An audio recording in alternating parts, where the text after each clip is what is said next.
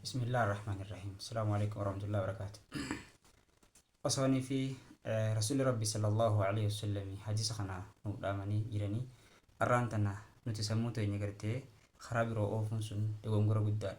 نبين عليه الصلاة والسلام يرود بتن أكنيان إذن خن دودو دنيا قبارتي أرقمتني أفن ورمتني سنوتي مهم ديم خن دنيا قبت أرقمتني akka rabbii keessan tokkichoomsitan akka rabbii keessan gabbartan qofaafiyyan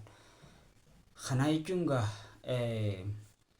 rabbiin subhaanahu wa ta'aalaa gabrootan isaa nu godhachuu isaati. Alaa kulli haal rabbi subhaanahu wa ta'aalaa dachii tana tolchuuf toohidaan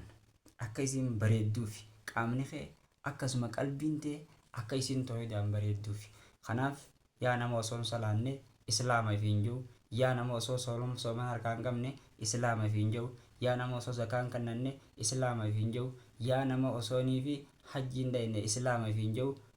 yaa nama osoonii fi ragaa hin bahin shahaadaa lamaan hin yaqqansin hin gartee hin aqarrarin yookaan shahaadaa lamaan hin jein islaama fi injuu arraan tana viidiyoo kana daawwadhu si gartee fayyadii daawwadhuun siin jaa kanaaf inshaallah rabbi subhaanahu wa ta'aalaa قرآن إسا بريدا خيستي واعبد ربك حتى يأتيك اليقين يا نبي محمد حمد وتسي دفتوتي دنيا راحن قسين دفتيسي أفتوتي أتي ربي خانكتا كتخانا قبرية إسا قبرون تعبدا ديركما وانا تجالتي قوتومتي وانا تجارتي جالتي فلنون قبا يوم فلنين قدا يوم فلنين ديسا يتومتي خناف ديركما سر رجلو يو دلائد دي سوا بركتا يو خان راقا فتمت خناف سقل الإسلام أن هادفو بقى سقل الإسلام يوجين ترتيل إرتو تاسفتني سقل الإسلام